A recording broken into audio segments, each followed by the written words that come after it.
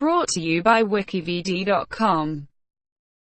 The World Is Not Enough. The World Is Not Enough is the 19th spy film in the James Bond series to be produced by Eon Productions and the third to star Pierce Brosnan as the fictional MI6 agent James Bond. The film was directed by Michael Apted with the original story and screenplay written by Neal Purvis, Wade and Bruce Feirstein. It was produced by Michael G. Wilson and Barbara Broccoli. The title is taken from a line in the 1963 novel on Her Majesty's Secret Service. The film's plot revolves around the assassination of billionaire Sir Robert King by the terrorist Renard and Bond's subsequent assignment to protect King's daughter Elektra, who had previously been held for ransom by Renard. During his assignment, Bond unravels a scheme to increase petroleum prices by triggering a nuclear meltdown in the waters of Istanbul. Filming locations included Spain, France, Azerbaijan, Turkey and the UK, with interiors shot at Pinewood Studios. Despite mixed critical reception, The World Is Not Enough earned $361,832,400 worldwide. It was also the first Eon-produced Bond film to be officially released by Metro-Goldwyn-Mayer instead of United Artists, the original distributor. Plot: MI6 agent James Bond meets a Swiss banker in Bilbao, Spain to retrieve money for Sir Robert King. A British oil tycoon and friend of M. Bond tells the banker that King was buying a report stolen from an MI6 agent who was killed for it and wants to know who killed him. The banker is killed by his assistant before he can reveal the assassin's name. Bond escapes with the money, but it is revealed to be booby-trapped. Sir Robert is killed by an explosion inside MI6 headquarters back in London. Bond gives chase to the assistant, her assassin, on a boat on the Thames to the Millennium Dome, where she attempts to escape via hot air balloon. Bond offers her protection but she refuses, then causes the balloon to explode, killing herself. After getting cleared by the doctor, Bond traces the recovered money to Victor Renard as a KGB agent turned terrorist. Following an earlier attempt on his life by MI6, Renard was left with a bullet in his brain which is gradually destroying his senses, making him immune to pain. M assigns Bond to protect King's daughter Elektra against Renard, who had previously abducted her. Bond flies to Azerbaijan, where Elektra is overseeing the construction of an oil pipeline. During a tour of the pipeline's proposed route in the mountains, Bond and Elektra are attacked by a hit squad in armed paraglider-equipped snowmobiles.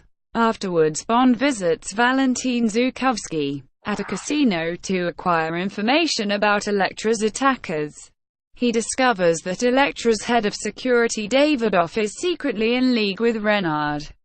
Bond kills Davidoff and boards a plane bound for a Russian ICBM base in Kazakhstan. He poses as a Russian nuclear scientist, meets American nuclear physicist Christmas Jones, and enters the silo. Inside, Renard is removing the GPS locator card and weapons-grade plutonium from a nuclear bomb. Before Bond can kill him, Jones blows his cover.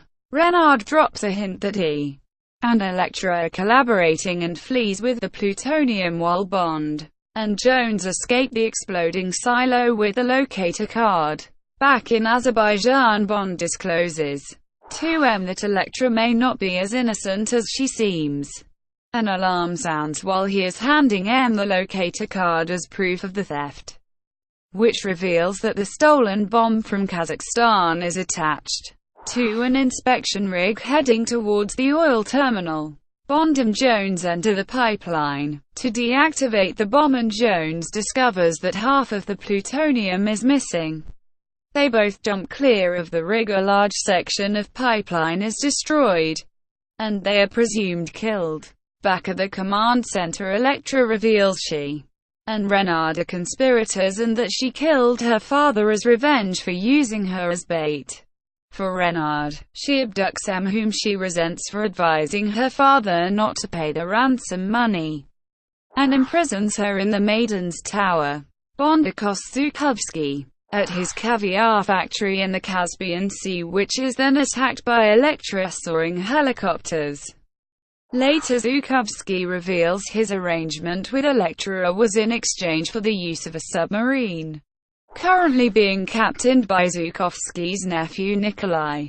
The group goes to Istanbul, where Jones realizes that if Renard were to insert the stolen plutonium into the submarine's nuclear reactor, the resulting nuclear explosion would destroy Istanbul, sabotaging the Russians' oil pipeline in the Bosphorus. Bond then receives a signal from the locator card M has activated using a clock battery just before Zhukovsky's underling bullion blows up the command center. Bond and Jones are captured by Elektra's henchmen. Jones is taken aboard the submarine. Bond is taken to the tower where Elektra tortures him with a garrote. Zhukovsky and his men seize the tower, but Zhukovsky is shot by Elektra, freeing Bond with his cane gun. With his last act, Bond frees Em and kills Elektra. Bond dives after the submarine boards it and frees Jones. Following a fight, the submarine hits the bottom of the Bosphorus, causing its hull to rupture. Bond catches up with Renard and kills him after a lengthy fight in the submarine's reactor. Bond and Jones escape from the submarine, leaving the flooded reactor to detonate safely underwater. Production. Joe Dante and then Peter Jackson were offered the opportunity to direct the film. Barbara Broccoli enjoyed Jackson's Heavenly Creatures, and a screening of The Frighteners was arranged for her. She disliked the latter film, however, and showed no further interest in Jackson. Jackson, a lifelong Bond fan, remarks that as Eon tended to go for less famous directors, he would likely not get another chance to direct a Bond film after The Lord of the Rings. The pre-title sequence lasts for about 14 minutes, the longest pre-title sequence in the Bond series to date. In the making of documentaries on the Ultimate Edition DVD release, director Michael Apted said that the scene was originally much longer than that. Originally, the pre-credits sequence was to have ended with Bond's leap from the window and descent to the ground, finishing as Bond rushes away from the area as police cars approach.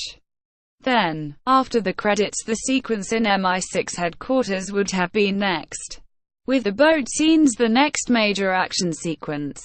However, the pre-credits scenes were viewed as lackluster when compared to ones from previous 007 films, so the credits were pushed back to appear after the boat sequence.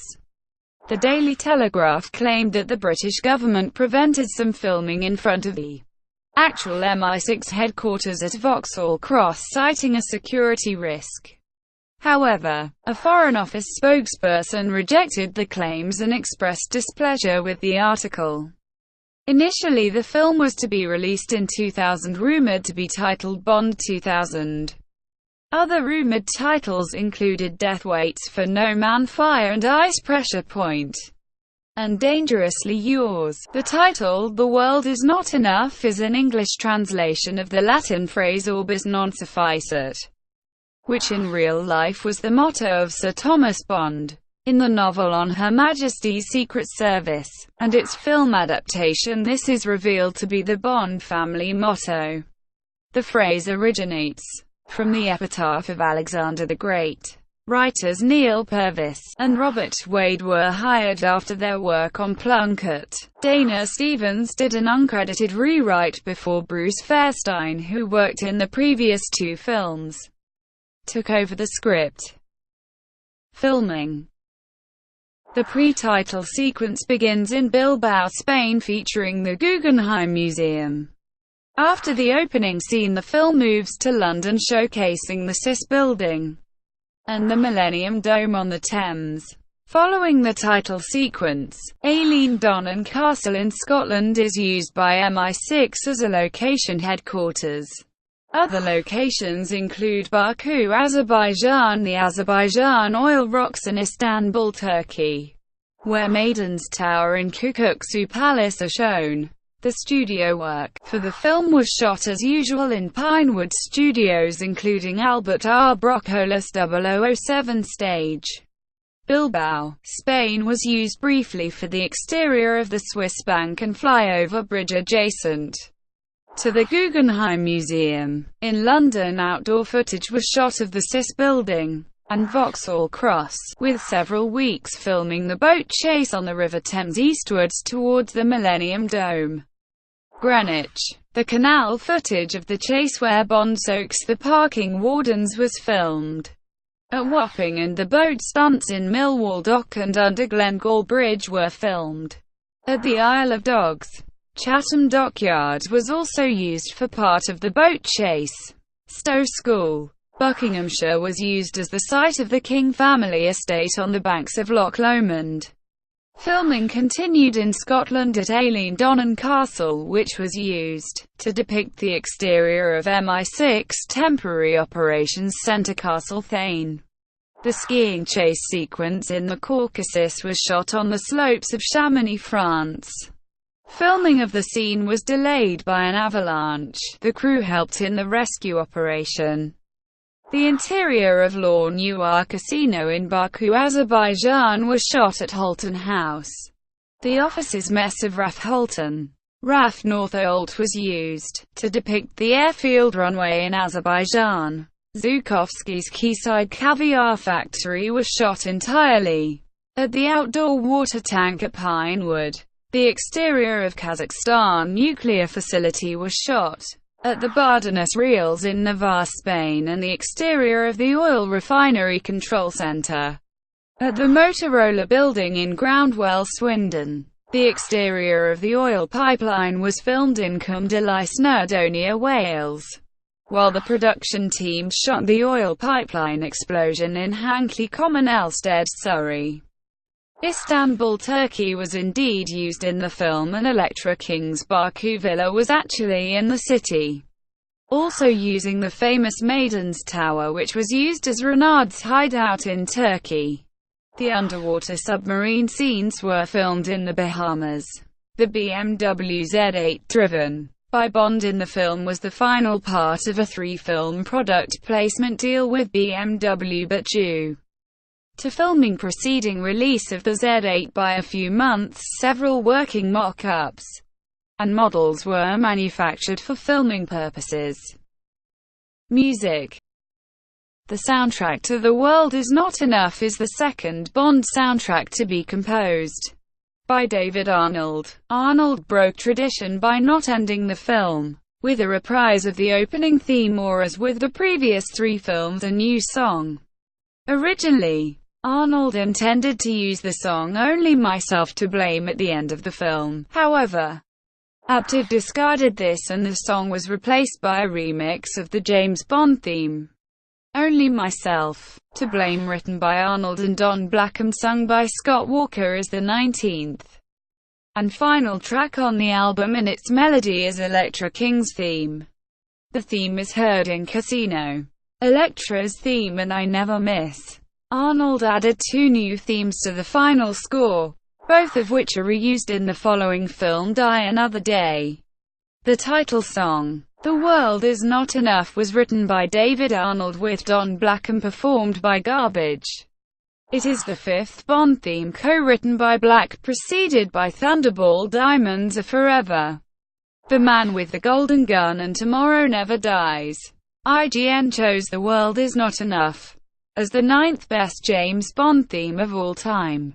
In 2012, Grantland ranked the song as the 2nd best Bond song of all time, behind only Goldfinger. The song also appeared in 2 Best of 1999 polls, 7 in 89XS Top 89 Songs of 1999, and number 100 in Q101's Top 101 of 1999. Release and reception.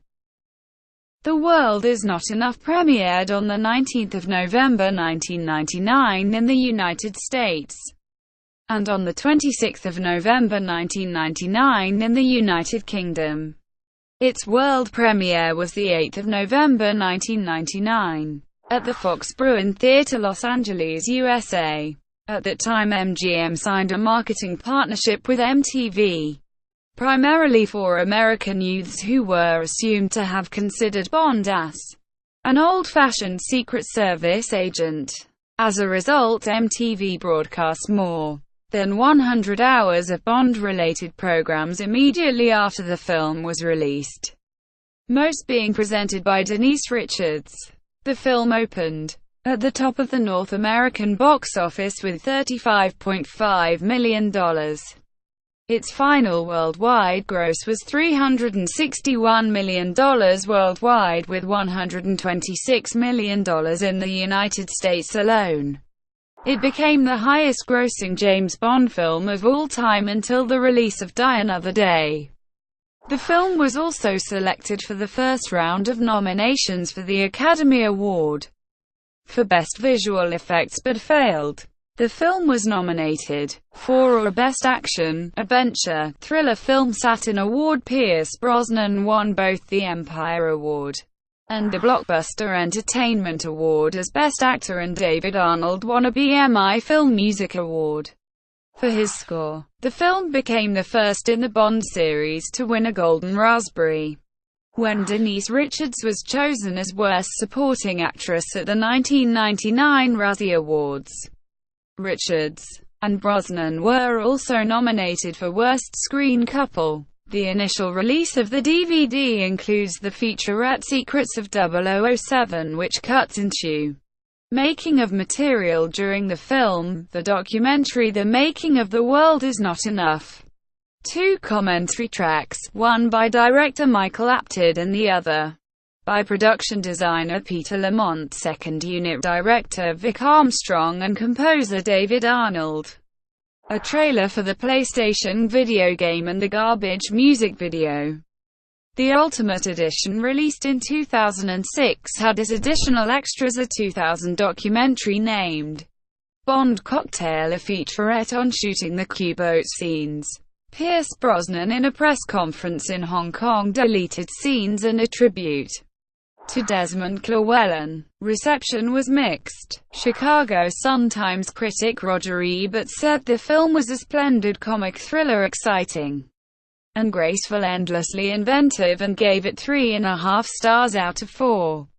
On the other hand, Eleanor Ringel Gillespie of the Atlanta Journal-Constitution disliked the film, calling it dated and confused. Rotten Tomatoes gave The World Is Not Enough a 51% rating, the lowest of the Brosnan films, and Metacritic gave the film a score of 59 out of 100. Negative criticism was focused on the execution of the plot, and the action scenes were considered excessive. Entertainment Weekly picked it as the worst Bond film of all time, saying it had a plot so convoluted even Pierce Brosnan has admitted to being mystified. Norman Wilner of MSN chose it as the third worst film, above A View to a Kill and License to Kill, while IGN chose it as the fifth worst. Richards was criticized as not being credible in the role of a nuclear scientist.